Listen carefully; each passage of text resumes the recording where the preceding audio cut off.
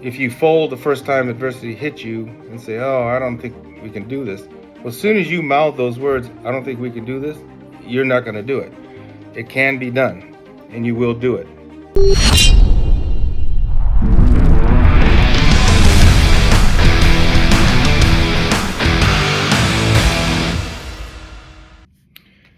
Oh, hi, this is Mike Howard. Welcome to another edition of the Ronin Leadership Podcast. We're actually doing this podcast on the road. Janice and I and Kiku are in North Carolina visiting family, and so I thought I'd take the chance on this Friday. What's the date here? Friday the 21st, to do a quick podcast. It's been a couple weeks since I've been able to get one of these out, and we have some other guests lined up coming in the next couple of months that I think you will really enjoy. We're also going to do some fun stuff, I think. So sometimes a departure away from the leadership issues, but stay tuned. There's going to be a lot of good stuff coming out there, and you're going to enjoy it. Thank you, all of you who have subscribed to our channel. We're growing our subscribership exponentially all the time. And also thank you for hitting the like button and telling your friends and family about this podcast. It's because of your word of mouth that this podcast is growing. And I also have a blog that I do on a weekly basis. Haven't been able to get to it for a couple of weeks. Things just kind of got in the way, but doing a weekly podcast and a weekly blog on LinkedIn, and we'll have that link on this particular podcast. Thanks all of you also for buying my books, The Art of Ronin Leadership and The Art of Executing Ronin Leadership Strategies. Those things are still selling. And my new book it has been out now for about a month.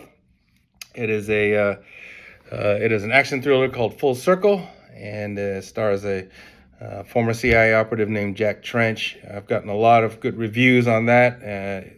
Encourage you to read it. That link also is here on our podcast. So without further ado, one of the things I thought I would do is kind of revisit something that I've talked about over the years. All of you, those of you who've known me for a long time know that I'm a big fan of the late General Colin Powell.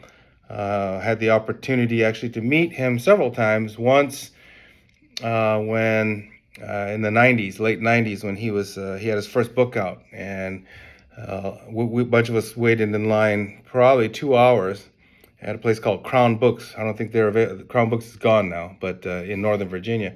And he signed it, and it was just an honor to see him. But the next time I got to see him, when I was CSO at Microsoft, and there was a security conference in Las Vegas, as is. Those of you in the industry know what that is, American Society for Industrial Security. They had a thing called the CSO Roundtable, which I was a part of, and often they would ask me to chair more intimate gatherings with CSOs and speakers. I got to introduce, for instance, the John Howard, the former Prime Minister of Australia, but probably the biggest kick I got was when I got to introduce Colin Powell. He spoke to the CSO Roundtable, and it was just a great time, a lot of fun. He's sharp, witty, and just the epitome of leadership. But one of the things that when I first started discovering things about Powell, reading about him, was when he was chairman of the Joint Chiefs of Staff, he would keep on 3x5 cards his 13 rules of leadership. He started jotting them down on these cards, and over a period of time, these were kind of his principles of leadership, these principles have been published. There's been books written about them. You can find them on the internet. But I think that these rules are really important for all leaders. And so I just want to take a few minutes to go over these with you. And again, there will be a link to these 13 rules on the podcast. So if you've never heard of them before, you can link to it. Or if you just want something, you want to be able to download it and be able to refer to it, which I did a lot in my leadership journey, which still continues.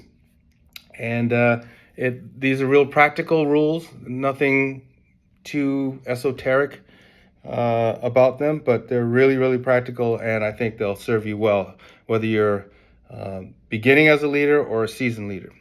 So, number one, it ain't as bad as you think. It will look better in the morning.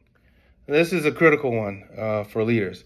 Leaders are going to be hit with all kinds of things. If you're a leader, I guarantee you there will be problems coming your way. That's just, it comes with the territory. You don't want it to happen, but it just happens. And if you don't want that to happen, don't be a leader. But in Colin Powell's mindset, it will look better in the AM. Okay? Whatever problems you have today, tomorrow is a new day. And you have a new day to tackle the problems of the day and to maybe think of new solutions. Maybe a good night's sleep will help you wake up refreshed and think about, oh yeah, I got that problem from yesterday, but I think I know how to handle it. Or it gives you more vigor to take on whatever you're dealing with. So remember, it will look better in the morning, and it ain't as bad as you think. I'm also a big proponent of Stoicism, and Stoicism has a lot of commonalities with this particular leadership rule. It's not about yesterday. Yesterday's gone. There's nothing you can do about it. You can do something about today, and you can do something about tomorrow. If you hear any scampering, by the way, that's our dog Kiku running around having a good time in the hotel room. So that's number one. Number two is get mad and then get over it. Now this is a critical one. We all can get mad at times, either with our subordinates, bosses, or peers, but you can't hold a grudge. I've seen so-called leaders, managers, who, because a direct report made a mistake, they're on the boss's S list, if you know what I mean, forever. They never get off of it, and that's not the way to become a leader. So, yes, things happen. Direct reports don't do what you need them to do. They make a mistake, whatever. Something happens, which it will. You get mad. You get mad, and then you get over it. You don't hold grudges. Number three, avoiding having your ego so close to your position that when your position falls, your ego goes with it. This is one of my favorite ones. We all, if you're a leader, you tend to be type A, kind of strong-willed personality. If there's a business issue to be dissected, you debate it with your peers or whoever you need to work with to make a decision. And there are times when you feel like your decision is the best decision, and it very well may be. You have this debate, this discourse, and then you hopefully come to a conclusion that everybody can live with and move on. But sometimes people are so wedded to something that you lose track of reason and what other people are telling you. And then when the business solution that you have proposed fails, then your ego takes a hit, right? So I think Paul is just basically saying, yeah, you can take a strong position on an issue, but just make sure that you're seeing the forest from the trees and being able to take stock of what other people are informing you, so that you're not so adamant about your position that if your position does fall, then you fall with it, right? It's okay to just say, you know what, I thought this was the right way to go, but you guys have convinced me that this is the way to go, so we're going this way. Number four, it can be done. Very simple. 4 words, it can be done.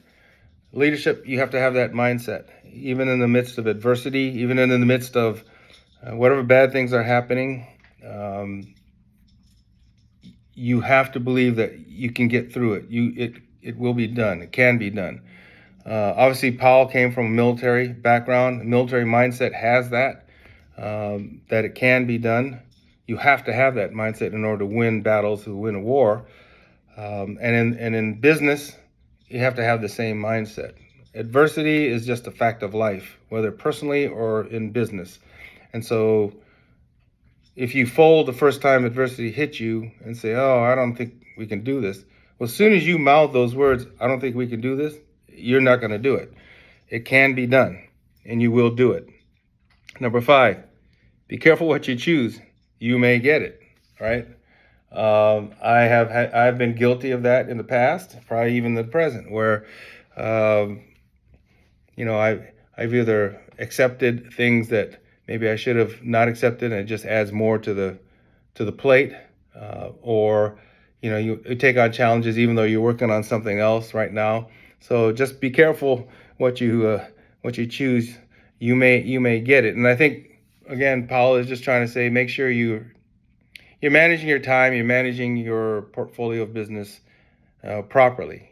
If you're taking on multiple challenges, fine, but know where you need to say stop.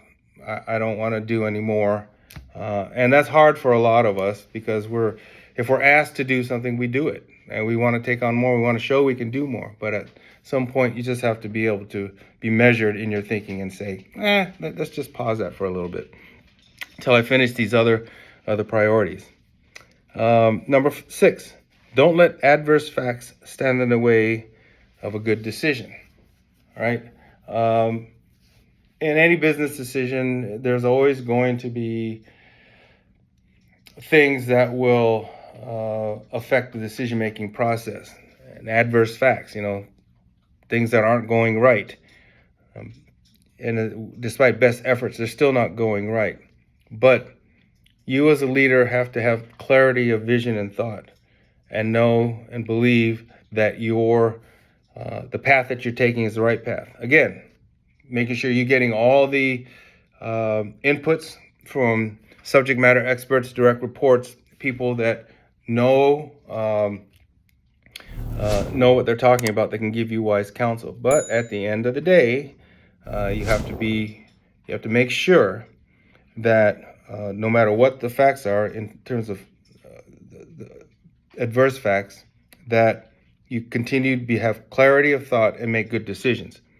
Number 7, you can't make someone else's choices, and you shouldn't let someone else make yours.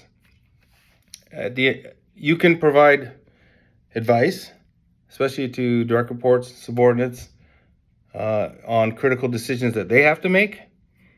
Same with peers, but at the end of the day, they have to make them. You can't make those decisions for them. Part of being leadership is being able to make a decision. You can only hem and haw for so long. You have to either, as they say, fish or cut bait, right? So make a decision, and then don't let someone else make your decisions for you. I've seen opportunities. I've seen situations where peers of mine have taken it into their hand or into their purview to speak on my behalf on an issue where they haven't talked to me about it, and then I get asked about it, and I say, no, I never said that. That's not my position. And then I have to go back to that peer and say, hey, why'd you do that? Well, I thought that's how you guys in global security. I thought that's not how we think about this issue. This is how we think. Next time, talk to me, and then you'll know what to say if I'm not around. So you can't make someone else's decisions, and don't let anyone make. Sorry, just dropped me. Don't let anyone else make decisions for you. You're in charge of your decision making. Number 8, check small things. When you're a leader, your job is to be very strategic. Look downrange and see kind of the big picture. And yes, you can get granular at times, but for the most part, I tell leaders that your job, for the most part, is be strategic. But you still have to check those small details every so often, because sometimes it's the small details that can bite you. And so when you are on your daily routine of business, and you're looking at your various major strategic business objectives, you're seeing how your direct reports are doing, you're checking in with them, and they're letting you know.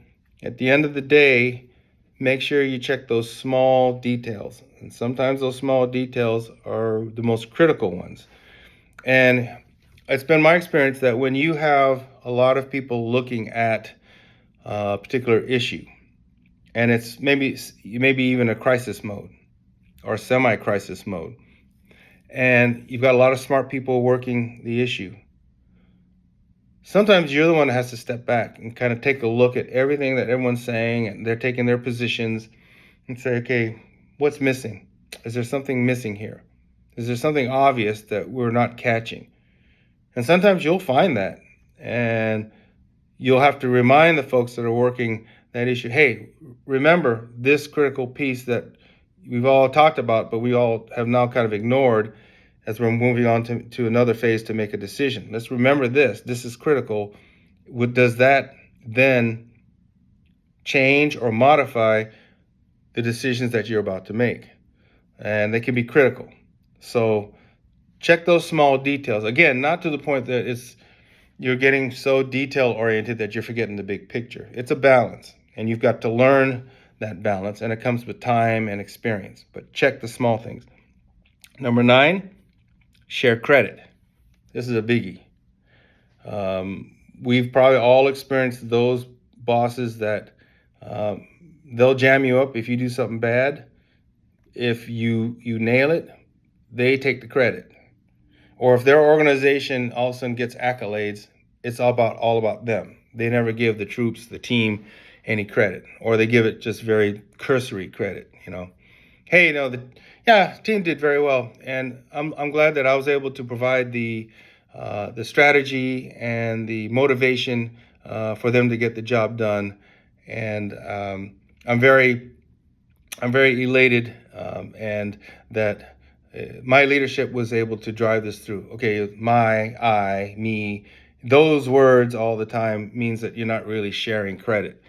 They, them, us, we, that's inclusive. That means that you're sharing credit, right? Leaders share credit. That's very important. It's important to the morale of the team who've been busting their ass trying to get the jobs done. And at the end of the day, it's all about the team. It's all about us. We rise and fall together. And that's what Powell's trying to get at. Share credit. Number 10, remain calm and be kind. This is something all of us can work on, especially in the midst of a crisis situation or a complex business problem, where everybody's wrapped tightly. You're trying to get to a solution. Things are swirling around you. I've seen this in crisis situations. Bosses snap at people who are coming to them to maybe ask for a question or clarity on some decision that they've decided to make. And they say, I told you what I want to do. Just go do it, right? Kind of that attitude. They're watching you. Remember, one lesson I learned years ago when I was a baby leader at the CIA, a leader told me, when you're a leader, everybody watches you. Even if you think they don't, all the folks that are working for you, they're looking at you. They're seeing how you comport yourself, how you act. And if in a crisis situation or when, things get hairy and the pucker factor is up, so they say, and you freak out, lose your temper, and are mean, they're going to note that. They're going to note that for a couple of reasons. Number one, they probably don't want to work for you again.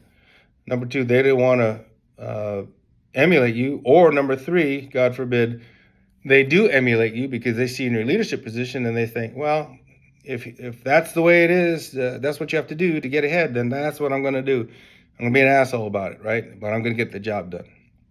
So, what Paul was just saying is just remain calm. Yes, you're human. You have emotions. When bad things happen, when the balloon goes up, so to speak, and you're in full-on crisis mode. Yeah, you have feelings. You're tense. You are under pressure. You're getting hit by the higher ups to, hey, what's going on? We haven't heard anything, blah, blah, blah. You're getting all this stuff. So yes, but it's your job to remain calm in the midst of all this. You can't make good decisions or great decisions if your mind is all jacked up with just, all these emotions. You've got to calm yourself. You got to get focused. Take deep breaths, go away someplace and meditate for 5-10 minutes. Do whatever you have to do so that you remain calm in the midst of crisis situations or complex business situations, so that your team can observe how you act and they have confidence in the fact that you're driving the ship. Number 11, have a vision and be demanding. So with all the let's be kind, let's be nice to people, let's treat them with respect, you're still in a leadership position and you have to drive results. So it's up to you to have that vision. What's your vision for your organization that you're running? Whether it's a small unit, whether it's a big enterprise, or someplace in between, what's your vision? The team needs to know the vision. You need to be transparent about the vision and where you're going, and you be able to lay out your vision for your team, and then have the appropriate debates within the team, so that at the end of the day, your vision is shared by everybody on the team. So you've got to have that vision. You've got to be able to map it out. And to me, some of the best times for me in leadership when I took over a particular organization was after I got the lay of the land to actually write out a vision for what I thought the organization should be doing and where we should be going. I think it's fun. I think that's a really fun part of strategic leadership, is to have that kind of vision. So I would embrace it and make sure you do that you have a vision, but then be demanding. At the end of the day, that you still have to get things done. Business goals still have to be met. So be demanding. Again, not in the kind of way that we talked about earlier, where people are mean and nasty and trying to drive results. You can still be a good person, a decent human being, empathetic, caring, and still be demanding. Set business goals for all your direct reports, your team. Set benchmarks. Have regular meetings with your troops so that you know where they're standing on meeting those business goals. And if they're starting to fall behind, find out why. Do they need more resources? Are there things over their heads? What do they need? But be demanding in that you have goals that you need to meet, and they should be realistic goals, obviously, but they should also be bold, right? That term BHAG that a lot of you know, some of you may not. We used to say it at Microsoft all the time: big, hairy, audacious goals.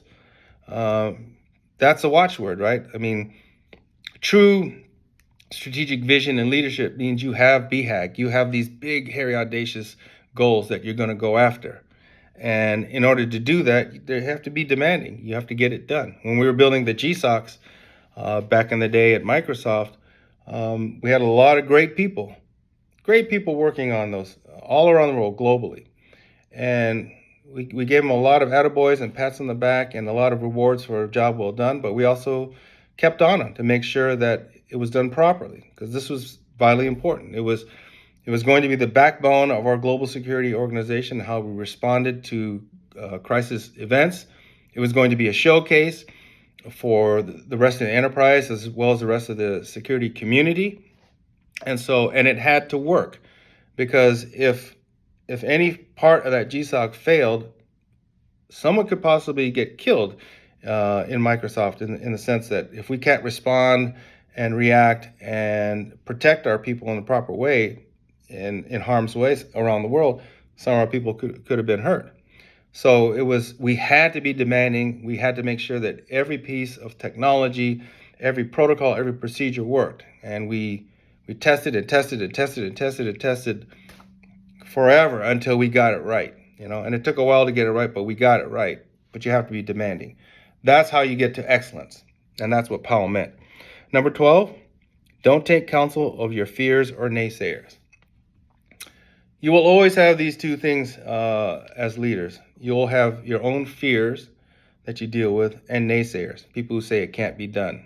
Negative Nellies, I used to call them. The fears are natural. One of the things I've done in my life in trying to become a better leader is read biographies. And as I read biographies of Lincoln and a lot of different leaders in history, there's one common theme. Even folks like George Patton, right? The movie George C. Scott, George Patton, he was always, blood and guts, let's go get him. They all had fears. They all had insecurities.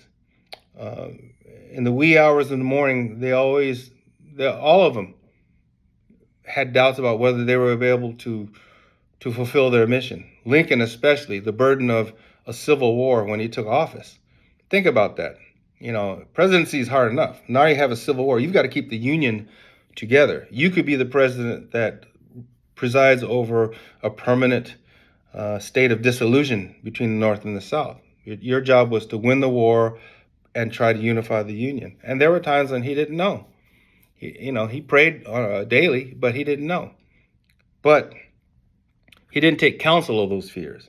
We all have them. I've had them. I still have them. All great leaders, if you're true to yourself, will admit. But the thing is, you don't dwell on those things. You acknowledge those fears, and then, okay, that's what I'm afraid of. That may happen. Okay, how are we going to solve this? What are we going to do? Let's move on. Let's move forward. Don't let it debilitate you, right? So don't think that as a leader you can. I'm not supposed to have fear or show fear. Showing fear is another thing, right? I mean, you can show true emotion, but you have to temper it with the fact that you got to remain calm, like Paul said earlier. But the other thing is naysayers. There will always be naysayers. Can't do that. You're doing it wrong. You're going down the wrong path. Blah blah blah blah blah. Okay, that's wonderful. Usually those are the people that never attain any kind of great success. Maybe some success, but not great success. These negative Nellies, they kind of wake up just being negative. And Paul's thing was just don't listen to them. And there's a difference between naysayers and your people who counsel you, that are giving you direct and positive information about. They may disagree with you where you're going, your business stance or your direction, but they're willing to give you their points of view in a positive manner, and then say, "Hey, boss, really, it's really your decision, but I'd like you to consider this." And a lot of times you will consider it, you should consider it, and then you may modify or you may not. But those are different than, "Nah, it can't be done. That's too hard. It's impossible. No one's ever going to buy off on it. And even if you got it off the ground, it will never work." I mean, it goes on and on and on. And you don't need those people in your life. Get them out of your life. Don't listen to them, and just move on. And I think the last thing is probably my favorite one of Paul's 13 principles. Perpetual optimism is a force multiplier. And that is key. And I could see that in General Powell. I mean, think about it. He was chairman of Joint Chiefs of Staff during the first Gulf War. We had 500,000 troops over in the Gulf.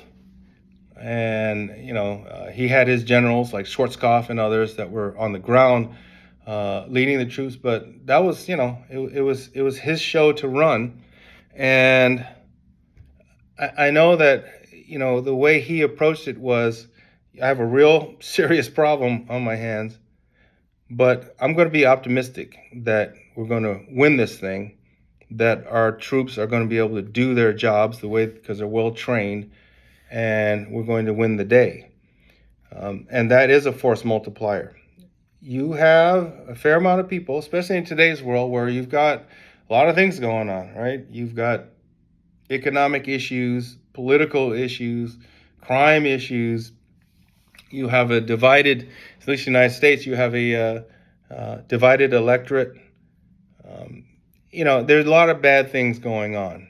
And if you allow yourself, you can allow yourself to be quite negative. As leaders, and in the business world, and there's a lot of business challenges going on right now, right? There's a lot of headwinds, very few tailwinds, and it's going to get better. But, you've had with the rate hikes, and you've had the stock market going up and down, and, it's just a lot of stuff. As leaders, you can let this affect you in two ways. You can be a Debbie Downer and just be negative, or you can have that optimism, not a Pollyanna kind of optimism, like, hey, everything's sunshine and rainbows. No, you got to be realistic about the state of the world. But you can still have that mindset that we're going to get through this, that I've got a great team, and we're going to push through, and we're going to make it. And you need to impart that upon all your direct reports. They need to see the optimism in your eyes, and how you talk to them, and and how you speak about the vision for your organization. Because Paul was right. It is a force multiplier. People, if you're optimistic as a leader, your team will be optimistic. They will think we can get through this, no matter what the bad things are, right? Layoffs in the tech industry. I know a lot of my peers are having to deal with that. All kinds of stuff going on. But at the end of the day, if you remain optimistic and you take care of your team and you make sure you impart that optimism to them, that permeates. That's a force multiplier. Then you get a can-do organization that can't be stopped. So those are Colin Powell's 13 rules. He wrote those long time ago, but those rules are as meaningful today as they were then. Again, I refer to them even to this day when I'm faced with some issue or feeling some pressure or burden or something like this. I kind of refer to that and think, yeah, okay, General had it right. Let's go move on. Let's be optimistic, Let's check small things. It's not as bad as it seems. It'll look better in the morning, right? So that's what I have for you today. Again, we have a link to these 13 rules of General Powell. You can click on, you can download it. And I think if you've never heard of these rules before, you will take them to heart. And I think you'll be like me. You'll make sure you keep them as a resource for the rest of your life, whether you're still active in an enterprise and business or whether you are retired. These rules will serve you both in business and in life. Make sure you get out there and click the like button, subscribe button. Again, please tell all your friends, family, even enemies about the podcast. You go to mikehoward.com or amazon.com. You can get my books, The Art of Ronin Leadership, The Art of Executing Ronin Leadership Strategies, and my first but not last action thriller, Full Circle. So until next time, from North Carolina, have a great weekend, and we'll talk to you soon.